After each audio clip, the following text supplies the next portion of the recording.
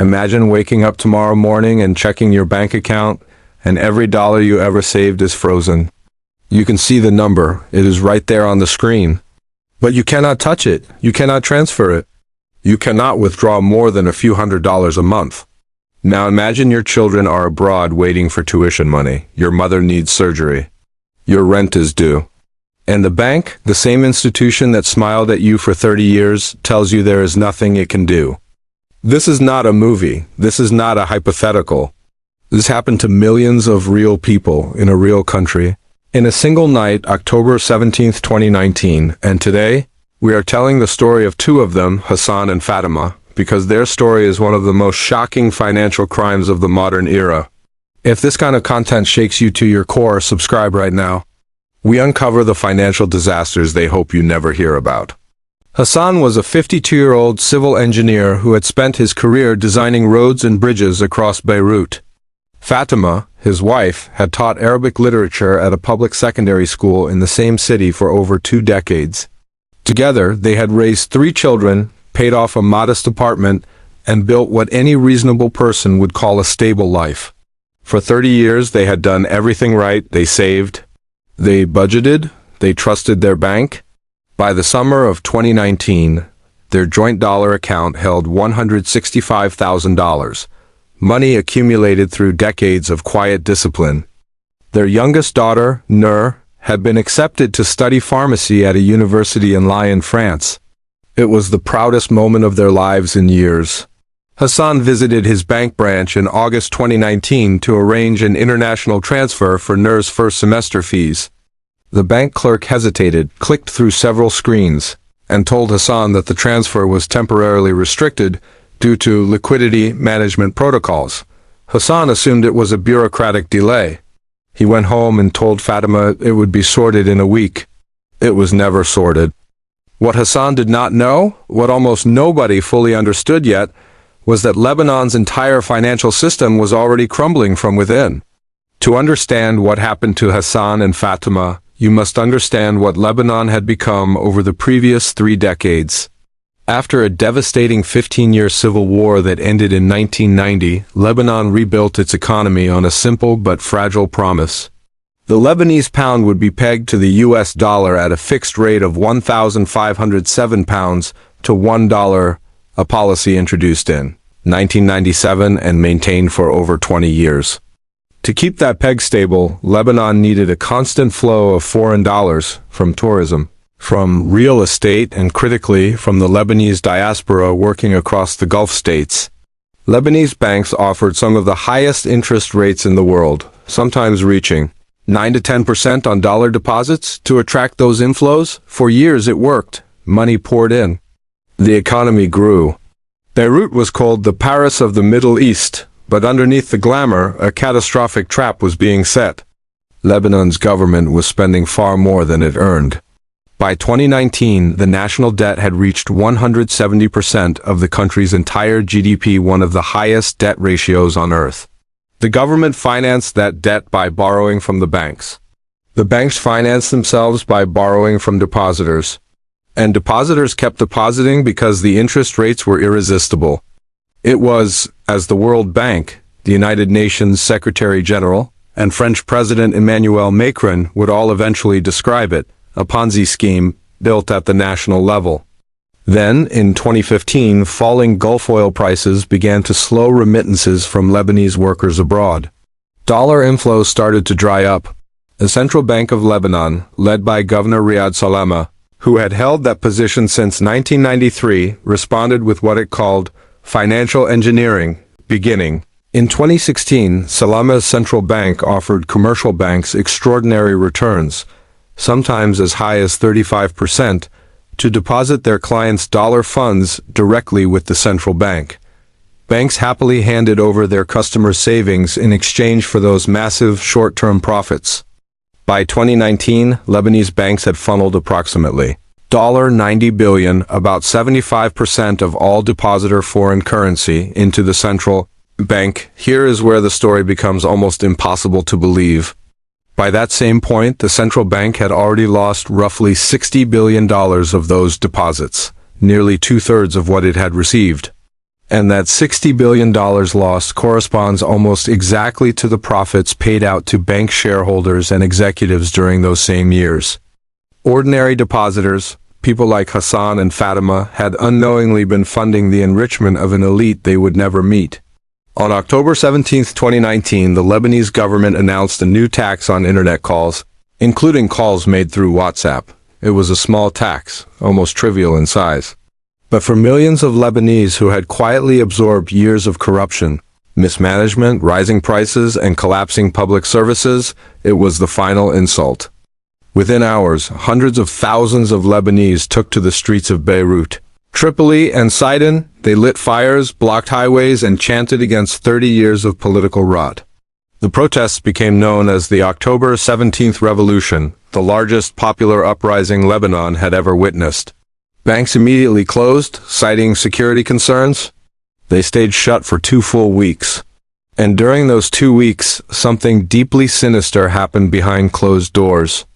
According to Lebanese economists and investigators, over $10 billion was transferred out of Lebanon by politically connected elites and bank executives while the gates were still closed to ordinary citizens. Bank insiders, politicians, and their families quietly moved their wealth to Europe, the Gulf, and the United States while Hassan and Fatima sat at home, completely unaware. When banks reopened on November 1, 2019, they introduced sweeping capital controls, banning international transfers, freezing dollar accounts, and limiting cash withdrawals to tiny monthly amounts. These capital controls were never approved by Parliament. They had no legal basis whatsoever. They were imposed unilaterally by private banks, effectively stripping the legal right of over 1.26 million depositors to access their own money overnight without warning and without any law permitting it. Hassan stood in line at his branch on the morning of November 2, 2019, the day after banks reopened.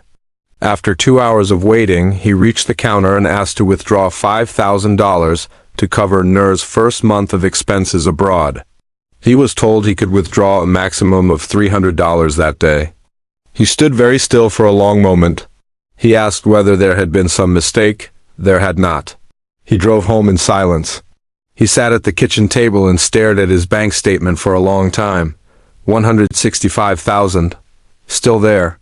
Every single dollar, listed in clean black digits on a white printed page. Unreachable. Fatima came into the kitchen and saw his face. She sat down across from him without saying a word. That evening they called Nur in France. They told her the transfer was delayed.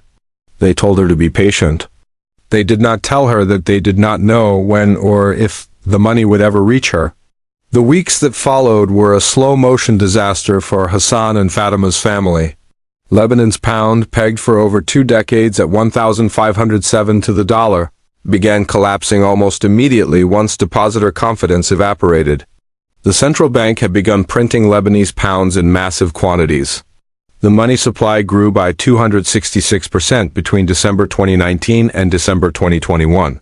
By 2020, the pound had lost over 80% of its value. Food, medicine, and fuel prices tripled in local currency terms within months.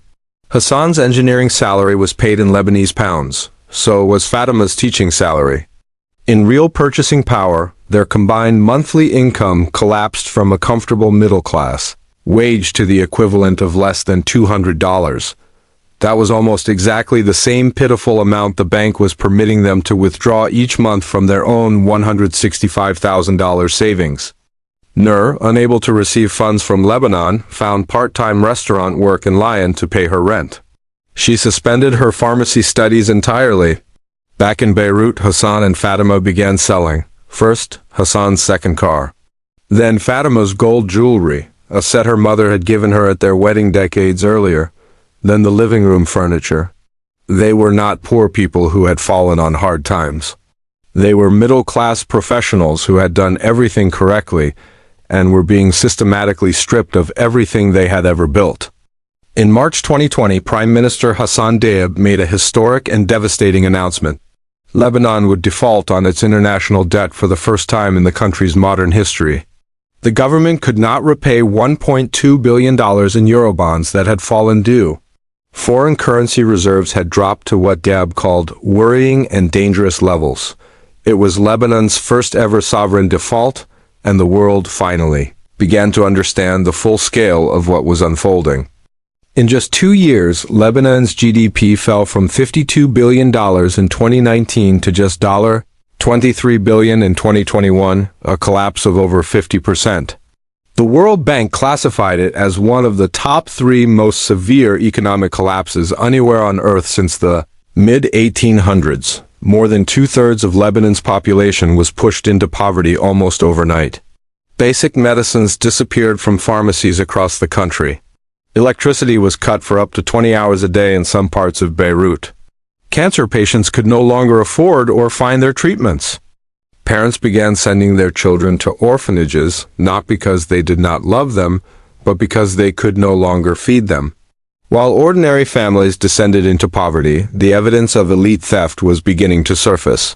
Investigations found that central bank governor Riyad Salameh had personal offshore companies with assets worth nearly $100 million, including a $4.1 million luxury apartment in London.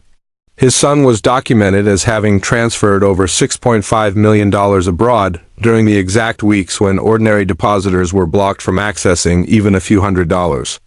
In early 2020, while banks were refusing depositors transfers and capping withdrawals at around $400 per month, the central bank quietly extended $8 billion in loans to 15 Lebanese banks using what remained of the country's reserves. When Lebanon's public prosecutor attempted to investigate how those funds were used, the banks refused to cooperate, citing banking secrecy laws. Prosecutors in Switzerland alleged that Salameh and his brother Raja had embezzled over $330 million from the central bank between 2002 and 2015. France, Germany, Luxembourg, and Switzerland all opened separate criminal investigations into Salameh and his associates. Over 120 million euros in assets linked to him were frozen through joint European action in 2023. Riyad Salameh had served as central bank governor for 30 years. He was once named the Middle East's Central Banker of the Year by an international banking publication as recently as 2009. He was arrested in Lebanon in September 2024 and charged with embezzlement and illicit enrichment. He denies all wrongdoing. His case has since been transferred to Lebanon's Court of Cassation, the country's highest judicial authority. No conviction has been delivered. Not a single Lebanese government official has yet been convicted for what depositor advocates call the systematic theft of ordinary people's life savings. By 2022, the desperation of Lebanese depositors had reached a breaking point that shocked observers worldwide. With banks permitting withdrawals of only $200 to $400 per month, depositors began storming their own banks, some armed with real weapons, others with nothing but fury and a toy. A woman named Salih Hafiz walked into a Beirut bank branch holding what appeared to be a firearm, later confirmed to be a toy gun, and demanded $13,000 from her sister's frozen account. She stood on top of a bank counter and directed employees to hand over the cash. The video spread around the world within hours. Crowds gathered outside the bank to cheer her. Hafiz became an instant folk hero in a country where hundreds of thousands were locked out of their own life savings. A retired soldier in the southern city of Tyre entered his bank branch unarmed, sat down, and simply refused to leave until staff released enough money for his mother's cancer treatment. In Tripoli, a 53-year-old woman in a wheelchair, who had lost a leg to diabetes and desperately needed medical care, entered her local bank and refused to be removed. She had tens of thousands of dollars frozen in that account. She had sold her furniture piece by piece just to survive. After hours of negotiation with police and bank managers, she was escorted out empty-handed. On a single day in November 2022, 5 Lebanese banks were simultaneously entered by depositors demanding access to their own money. Lebanese society did not call these people criminals. It called them heroes. Hassan never entered a bank with a weapon. He was not that kind of man. But in late 2022, he joined a protest outside his branch and stood on the pavement for 6 hours, holding a handmade sign. The sign showed a photograph of Nur in her secondary school graduation gown. Beneath it, he had written a simple sentence, 30 years of honest work. We want it back. Fatima stood silently beside him. A retired army officer stood on his other side, his own account frozen for 3 years, his savings gone. They were strangers to each other. They had almost nothing in common except that they had all trusted a system that had quietly consumed them. As of early 2025, the total value of frozen Lebanese depositor funds is estimated between $86 billion and $93 billion, held across approximately 1.26 million accounts. Total bank deposits had stood at $169 billion just 1 month before the October 2019 crisis. Virtually all of it has since been lost, frozen, or devalued into near worthlessness. The Lebanese pound has lost more than 98% of its value since 2019. More than 70% of the Lebanese population now cannot meet their basic daily needs. Around 78% of Lebanese households report being unable to heat their homes in winter. Between 2020 and 2021, emigration from Lebanon quadrupled. Around 230,000 people left, including 20% of the country's doctors and university professors. Lebanon is losing the very people it needs most to rebuild itself. Under a proposed recovery plan discussed in recent years, depositors with more than $100,000 in frozen funds would receive only the first $100,000 repaid over 4 years. Everything above that amount would be converted into long-term bonds, repayable over 10, 15, or even 20 years. Hassan and Fatima's $165,000, the savings of 30 combined years of honest, disciplined work, may never return to them in any meaningful form within their lifetimes. Nur is still in France. She works long hours. She sends small amounts home when she can. Her pharmacy degree remains suspended. The story of Hassan and Fatima is not a story about bad luck. It is not a story about a natural disaster or an unforeseeable global shock. It is a story about a financial system deliberately run as a Ponzi scheme by a political and banking elite that knew it was collapsing and moved its own money to safety before slamming the door on everyone else. The World Bank called it the deliberate depression. The United Nations Secretary General called it a Ponzi scheme. Lebanese legal advocates and depositor unions call it theft, state-sanctioned, systematic, and so far almost entirely unpunished. The most disturbing truth is this: the people most responsible are not in prison. Many are still wealthy. Many still hold influence. Many are sitting in luxury resorts in Europe right now. And the people paying the price are teachers, engineers, nurses, soldiers, and retirees, people who spent their lives doing exactly what responsible citizens are supposed to do. Lebanon's banking collapse is officially ranked among the top 3 worst economic crises anywhere on Earth since the 1800s. It wiped out the accumulated savings of 3 generations as simultaneously, fathers, sons, and grandchildren, in a single catastrophic night. It happened because an entire political and financial class chose to protect itself and allowed everyone else to drown. So here's the question we want to leave with you today. When a government and its banks secretly run a financial system that destroys the savings of millions of ordinary people while insiders quietly move their own wealth abroad, what should happen to those responsible? Should there be international criminal prosecution? Should foreign courts pursue Lebanese bankers and politicians with the same force that European courts are now pursuing the former central bank governor? Should countries like France, Germany, and Switzerland seize the assets of Lebanon's financial elite and return them directly to the depositors they were stolen from? Or has too much time passed, and are people like Hassan and Fatima simply the latest victims of a world where power always, ultimately, protects itself? Drop your answer in the comments below. We want to hear from you, wherever in the world you are watching from right now. Because stories like this one do not belong only to Lebanon. They belong to every country where ordinary people trust a system that is quietly working against them. And if this story moved you, if it made you angry, heartbroken, or simply more aware of how money and power really operate, please subscribe. Every subscription tells us that financial truth matters to you. Every share puts this story in front of someone who needs to hear it.